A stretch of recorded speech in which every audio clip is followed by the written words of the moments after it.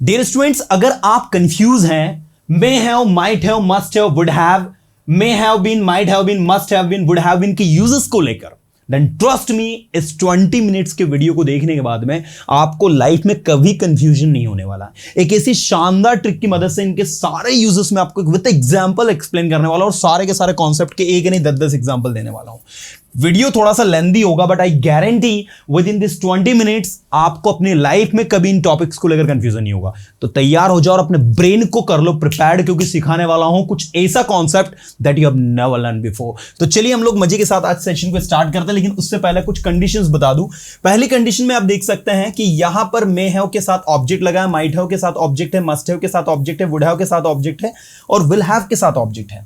और दूसरी कंडीशन है जिसमें मे हैव के साथ V3 है, माइट हैव के साथ V3 है, मस्ट हैव के साथ V3 है, वुड हैव के साथ V3 है और विल हैव के साथ में भी V3 है। इसके बाद नेक्स्ट कंडीशन मैं आपको बताना चाहूंगा जिसमें मे हैव बीन के साथ ऑब्जेक्ट है, माइट हैव बीन के साथ ऑब्जेक्ट है, मस्ट हैव बीन के साथ ऑब्जेक्ट है, वुड हैव बीन के साथ ऑब्जेक्ट है, विल हैव बीन के साथ ऑब्जेक्ट है। लेकिन अगली जो कंडीशन है उसमें इसके साथ ING लगा है, आप देख लो। और अगली जो कंडीशन है कंडीशन नंबर 5 उसमें जो है मे हैव बीन के साथ V3 है। मतलब आपको 5 ऐसी कंडीशंस में बताने वाला हूं जिसकी मदद से आप जो है कोई सा भी सेंटेंस जो कि इन पर बेस्ड होगा उसको आसानी से बना सकते हैं और समझ सकते हैं। तो चलिए मजे के साथ में शुरू करते हैं। Remember one thing, the more you practice the more you learn, and that is why today in this video lesson we have to practice more and more. तो चलिए मजे के साथ में शुरू करते हैं। सबसे पहले जब भी कोई चीज आपके पास होगी, अब जैसे देखो आप एक लड़का वहां पर खड़ा है एंड यू जस्ट आस्क यार शायद उसके पास कार होगी। क्या कहा आपने? शायद उसके पास कार होगी या फिर शायद उसके पास कार हो सकती है। ठीक है, तो यहां पर आप शो कर रहे हैं पॉसिबिलिटी।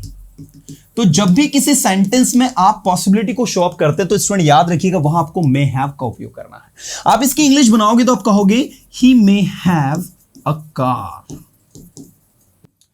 उसके पास पैसे हो सकते हैं, क्या कहेंगे आप बताइए? He may have money. In short मैं आपको यह बताना चाहता हूं कि मे हैव आपको वहां यूज करना है, जस्ट ऑब्जेक्ट लगा देना है जब किसी व्यक्ति के पास कोई चीज हो सकती है, उसकी पॉसिबिलिटी हो। सेकंड सिचुएशन है माइट हैव। माइट हैव का मतलब भी होगा पास होगा, लेकिन शायद ही पास होगा। जब पॉसिबिलिटी कम हो, जैसे आपने कहा यार रवि से कुछ पैसे ले लो ना आप, तो आपने कहा शायद ही उसके पास पैसे होंगे, शायद ही उसके पास पैसे होंगे। तो ऐसी सिचुएशन में आप कहोगे ही माइट हैव मनी। शायद ही उसके पास पैसे होंगे, तो आप इंग्लिश में इसका सेंटेंस बनाओगे ही माइट हैव मनी। तो ये आपका कुछ इस तरीके से माइट हैव यूज होगा, शायद ही होगा या शायद ही हो सकता है। कम पॉसिबिलिटी हो, लेस देन 50% पॉसिबिलिटी हो, तो वहां पर आपको माइट हैव यूज करना है। जब आप श्योरिटी की बात करोगे, निश्चित ही उसके पास पैसे होंगे, तो वहां पर याद रखना आपको यूज करना है निश्चित ही उसके पास पैसे होंगे। He must have money, I know he must have money, you can take him, right. तो निश्चित ही उसके पास पैसे होंगे, तो ऐसी सिचुएशन में आप वहां मस्ट हैव लगाएंगे। और उसके पास पैसे होते, पास होते, अगर वो काम करता तो आज उसके पास पैसे होते हैं। क्या बनेगा इंग्लिश में? इफ ही वर्क्ड, मैं मिटाना चाहूंगा, यदि वो काम करता तो उसके पास पैसे होते हैं। If he worked he would have, he would have money.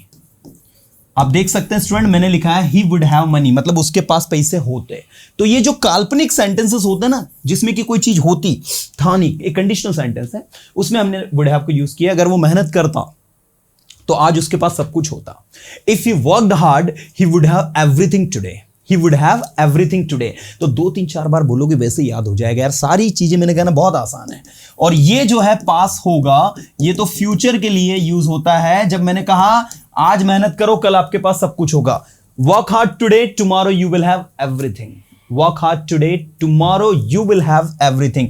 तो कल आपके पास सब कुछ होगा तो यू विल हैव एवरीथिंग। तो ये जो सिचुएशन मैंने कही है ये आपके विल हैव में आई। अब मुझे बताइए कि आपको मे have, might have, must have, would have और विल हैव समझ में आया? एक एक सेंटेंस सबके बोल रहा हूं, सुनना ध्यान से। मैंने कहा भाई उसके पास सब कुछ होगा, शायद ही may have everything। शायद ही उसके पास सब कुछ होगा, he might have everything। निश्चित ही उसके पास सब कुछ होगा, he must have everything। उसके पास सब कुछ होता, ही वुड हैव एवरीथिंग, होता है नहीं होता, और उसके पास सब कुछ होगा कल, ही विल हैव एवरीथिंग टुमारो। चलिए, ऐसे ही अगली सिचुएशन है जिसमें मे हैव के बाद अब V3 आ जाता है। अब क्वेश्चन उठता है सर ये नई सिचुएशन क्या है? तो भाई इस सिचुएशन को समझने के लिए आपको सबसे पहले नीचे देखना होगा, ये वाली सिचुएशन को समझना होगा। आप देख सकते हैं ये है फ्यूचर परफेक्ट टेंस, और जहां तक मैं जानता हूं कि अगर आप इस वीडियो लेसन को देख रहे हैं तो आप में से मैक्सिमम लोगों को फ्यूचर परफेक्ट टेंस बहुत अच्छे से आता है। तो फ्यूचर परफेक्ट टेंस इस मीनिंग को कैरी करता है जो भी काम हो गया होगा या फिर हो चुका होगा। तो मैं आप सबको बताना चाहूंगा कि कोई काम हो गया होगा या हो चुका होगा, वो मतलब मे have, might have, must have, would have भी देते हैं। लेकिन कैसे देते हैं? जब आप कहते हैं शायद वह चला गया होगा, मैंने कहा एक काम करो रवि को बुलाओ यार, कॉल रवि, तो आपने कहा सर शायद वो चला गया होगा, उसको मत बुलाओ, शायद वह चला गया होगा, तो ही मे हैव गॉन। जब आप पॉसिबिलिटी दिखाओ, अब आप कहोगे सर क्या ये फ्यूचर परफेक्ट में जा रहा है? जी नहीं स्टूडेंट, शायद वो चला गया होगा, वो गया तो अभी है ना, आप बात प्रेजेंट टेंस की कर रहे हो। तो प्रेजेंट टेंस में जब आप पॉसिबिलिटी को शो अप कर रहे हो कि भाई ऐसा काम हो गया होगा, जैसे मैंने कहा रवि को आप मान लीजिए अब डिनर पर इनवाइट कर रहे हो, तो आपने कहा उसको मत इनवाइट करो, अभी तक तो उसने खाना खा लिया होगा, तो अभी तक तो उसने खाना खा लिया होगा, so for he may have eaten food.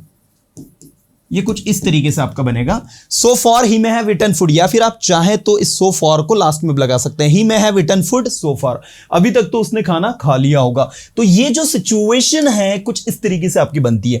ऐसे ही आप बनाते हो माइट हैव, जहां पर आप यूज करते हो शायद ही, ठीक है, शायद ही उसने खाना खाया होगा, शायद ही वो वहां गया होगा, शायद ही उसने पढ़ाई की होगी, शायद ही उसने सेंटेंसेस बनाए होंगे, शायद ही कोई काम हुआ होगा।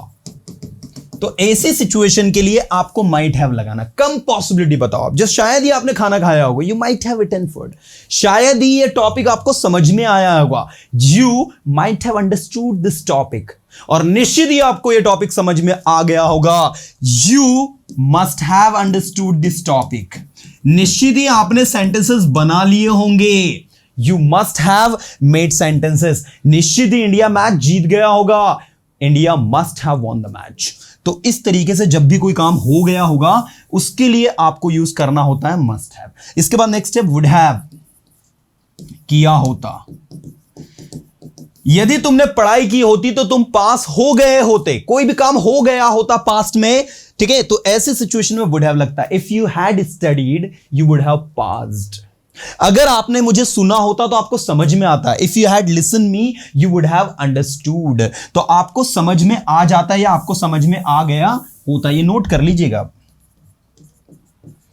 समझ में आ गया होता। और इधर जो वुड हैव आपने पढ़ा था ये अलग था, आपके पास पैसे होते, अगर आप कल अगर आप मेहनत करते तो आपके पास आज पैसे होते, यू वुड हैव मनी, लेकिन ये वुड हैव आपको समझ में आ गया होता, आपने सेंटेंसेस बना लिए होते, आप इंग्लिश सीख गए होते। अगर आपने मेरे वीडियो लेसन 1 साल पहले देख लिए होते, 2 साल पहले देख लिए होते, तो आज आप इंग्लिश सीख गए होते। If you had watched my video lesson 2 years ago, you would have learned English today. आज आप इंग्लिश सीख गए होते, कोई काम आपने कर लिया होता है स्टूडेंट्स, उसके लिए would have का उपयोग होता है। मैं चाहता हूं एक एक चीज को समझ के स्टडी करें, जब समझ के स्टडी करेंगे then things are going to easy। चलो ऐसे ही ये will have से ही सारा कॉन्सेप्ट बना है। एक सेंटेंस को सभी में मैं बोल रहा हूं, सुनिएगा ध्यान से।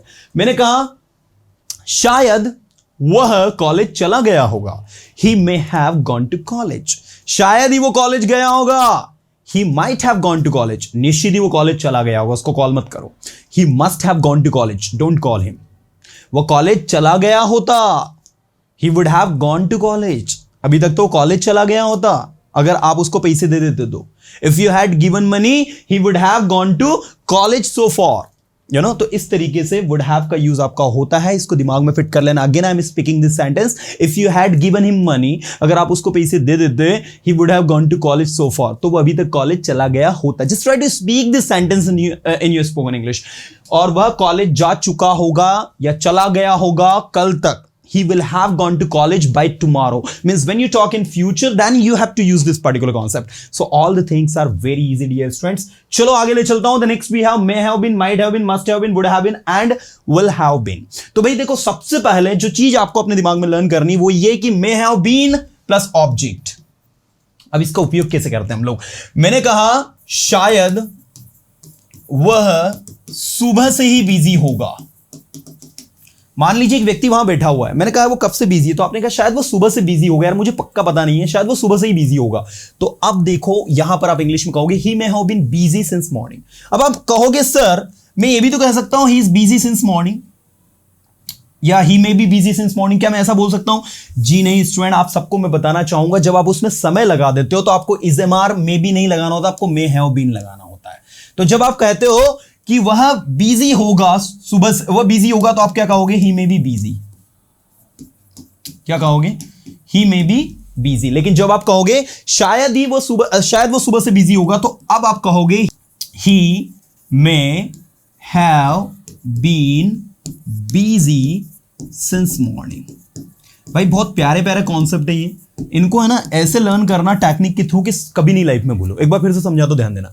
जब भी कोई व्यक्ति एक समय से है और उसमें आप पॉसिबिलिटी दिखा रहे हो, जैसे मैंने कहा कि शायद आप 2 दिन से वहां होंगे, you may have been there for 2 days.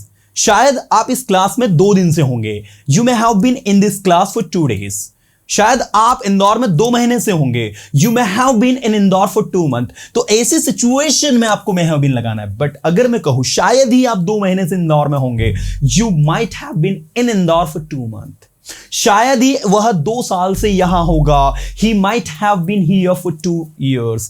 और निश्चित ही वह 2 महीने से इंदौर में होगा, he must have been in Indore for 2 months. निश्चित ही वह 2 साल से यहां होगा, he must have been here for 2 years. ऐसे ही वह 2 साल से यहां होता, he would have been here for 2 years. अगर आप वहां चले जाते तो वो 2 साल से यहां होता. If you had gone there he would have been here for 2 years. लेकिन आप गए नहीं, but you didn't go, that's why he is not here. If you had gone on time he would have been here for 2 years. अगर आप समय पर चले जाते तो वो 2 साल से यहां होता. तो he would have been here for 2 years. That is the use of English. यार सारी चीजें क्रिस्टल क्लियर है. If you understand the concept. मैं चाहता हूं कि रटना नहीं है दोस्त, समझना है. और वही समझेगा जो सुनेगा, जो फोकस करेगा. चलो आगे देखते हैं. विल हैव बीन वाला कॉन्सेप्ट बताने की जरूरत नहीं है, इसका उपयोग फ्यूचर टेंस में होता है. जैसे मैंने कहा आप 2 दिन से वहां होंगे, you will have been there for 2 days. Future में होंगे तो विल हैव बीन लगाना है. बाकी तो उम्मीद करता हूं कि ये सब आपको समझ में आ गया होगा. ये भी प्रेजेंट में, ये भी प्रेजेंट में, ये भी प्रेजेंट में वुड हैव. पास्ट की कोई सिचुएशन होती है उसके लिए जाता है आपका. तो चलिए मजे के साथ में एक सेंटेंस को अब मैं सभी में यूज करना सिखा रहा हूं, ध्यान दीजिएगा. मैंने कहा शायद वह 2 दिन से अपने घर पर होगा, he may have been at his home for 2 days. शायद ही वह 2 दिन से अपने घर पर होगा, he might have been at his home for 2 days. निश्चित ही वो उसके घर पर 2 दिन से होगा, he must have been at his home for 2 days. और वह 2 दिन से उसके घर पर होता, he would have been at his home for 2 days. और वह 2 दिन से उसके घर पर होगा, he will have been at his home for 2 days. So this is the use of all these things. चलिए आगे देखते हैं. नेक्स्ट हमारे पास है कंडीशन नंबर 4.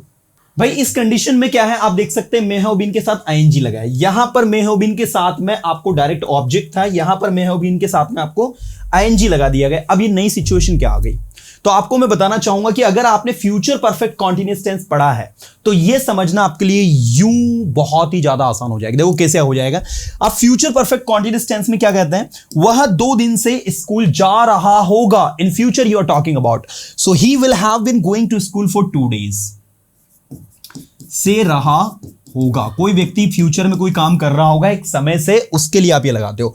लेकिन जब आप कहोगे शायद वह 2 दिन से स्कूल जा रहा होगा, शायद वह 2 दिन से स्कूल जा रहा होगा या जा रहा है, जहां आपने शायद लगा दिया वहां आप लगाओगे he may have been going to school for 2 days. शायद आप मेरे वीडियोस 2 महीने से देख रहे होंगे, you may have been watching my videos for 2 months. शायद वह 2 महीने से यहां आ रहा होगा, he may have been coming here for 2 months. शायद ही वह 2 महीने से यहां आ रहा होगा, he might have been coming here for 2 months. निश्चित ही वह 2 महीने से यहां आ रहा होगा, he must have been coming here for 2 months. और वह 2 महीने से यहां आ रहा होता अगर आप वहां चले जाते तो. If you had gone there he would have been coming here for 2 months. मतलब वह 2 महीने से यहां आ रहा होता. दिस इज द सिचुएशन, ये ऐसी कंडीशन है भाई जो आपको कहीं नहीं पढ़ने को मिलेगी। ट्रिक से अगर याद रखोगे ना तो सारे के सारे कॉन्सेप्ट यूं ही याद हो जाएंगे and things will be easy to understand. तो आप देख सकते हैं कि हमने फ्यूचर परफेक्ट टेंस की जगह may have been, might have been, must have been और वुड हैव बीन लगाकर चुटकियों में नए नए कॉन्सेप्ट क्रिएट कर लिए। अब एक और सेंटेंसेस में बनाता हूं, सुनिएगा ध्यान से। आप शायद मेरे सेशंस 2 साल से देख रहे होंगे। You may have been watching my session for 2 years। शायद ही आप मेरे सेशंस 2 साल से देख रहे होंगे। You might have been watching my session for 2 years। निश्चित ही आप मेरे सेशंस 2 साल से देख रहे होंगे, तभी तो आपको सब कुछ आता है। You must have been watching my session for 2 years, that's why you know everything. और आप मेरे सेशंस 2 साल से देख रहे होते हैं आज। You would have been watching my session for 2 years। अगर आप मेरे चैनल को 2 साल पहले सब्सक्राइब कर लेते ना तो आज आप मेरे सेशंस को 2 साल से देख रहे होते हैं। If you had subscribed my channel 2 years ago, you would have been watching my videos for 2 years। सारे के सारे सेंटेंसेस को यूं चुटकियों में बनाया जा सकता है। द नेक्स्ट, और आप से इंग्लिश सीख रहे होंगे 2 साल से, you will have been learning English for 2 years। In future we are talking about.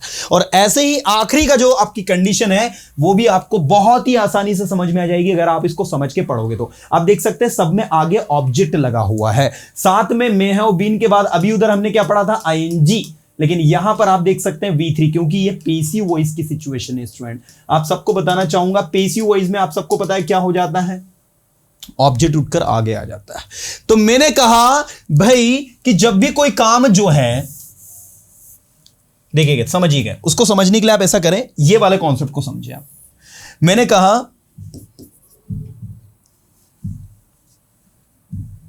कोई काम किया गया होगा या किया जा चुका होगा, किया जा चुका होगा, ये सिचुएशन आपको अप्लाई करनी है। एक सेकेंड, हाँ, ये दोनों को आप याद रखें, किया गया होगा या किया जा चुका होगा। जब आप कहोगे शायद सेंटेंसेस बनाए जा चुके होंगे या शायद सेंटेंसेस बनाए गए होंगे, शायद उन्हें मार दिया गया होगा, शायद उन्हें जेल में डाल दिया गया होगा, शायद उन्हें अरेस्ट कर लिया गया होगा, या जो भी ऐसी सिचुएशन आप बोले वो पेसिव से रिलेट हो और उसमें आप शायद लगा रहे हो, तो आप कहोगे, जैसे मैंने कहा शायद सेंटेंसेस बनाए जा चुके होंगे, तो ऑब्जेक्ट क्या है, sentence. Sentences may have been made, शायद उन्हें जेल में डाल दिया गया, उन्हें मतलब they may have been imprisoned. आप जब इसका इंग्लिश बनाओगे तो आप बनाओगे they may have been imprisoned. Imprisoned का मतलब होता है किसी को कैद कर लेना, किसी को जेल में डाल देना, है ना। So they may have been imprisoned, शायद उन्हें अरेस्ट कर लिया गया होगा, they may have been arrested, शायद उन्हें कहीं भेज दिया गया होगा, they may have been sent somewhere, I don't know where, you know. तो इस तरीके से आपको वर्क करता है, शायद ही उन्हें अरेस्ट किया गया होगा, शायद ही उन्हें अरेस्ट किया गया होगा, they might have been arrested, शायद ही सेंटेंसेस बनाए गए होंगे, sentences might have been made, निश्चित ही उन्हें अरेस्ट कर लिया गया होगा, इसलिए तो उनका कॉल नहीं आ रहा है, they must have been arrested, that's why we are not receiving their call, you know. तो इस तरीके से आपका they must have been arrested, निश्चित उन्हें अरेस्ट कर लिया गया, उन्हें अरेस्ट कर लिया गया होता, they would have been arrested, अगर पुलिस समय पर पहुंच जाती तो उन्हें अरेस्ट कर लिया गया होता, if the police had reached on time, ठीक है, यहां if आगे लगेगा, ध्यान दीजिएगा, if the police had reached on time, अगर पुलिस समय पर पहुंच जाती तो उन्हें अरेस्ट कर लिया गया होता, they would have been arrested, ठीक है, but no one could arrest them because police could not reach on time, क्योंकि पुलिस समय पर नहीं पहुंच पाई, इसलिए कोई उन्हें अरेस्ट नहीं कर पाया। So if the police had reached on time, they would have been arrested। यदि डॉक्टर समय पर आ जाता तो पेशेंट की जान बचा ली जाती। If the doctor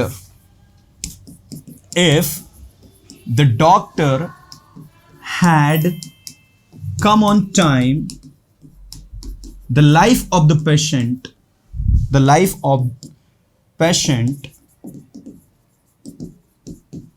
would have been saved, ठीक है।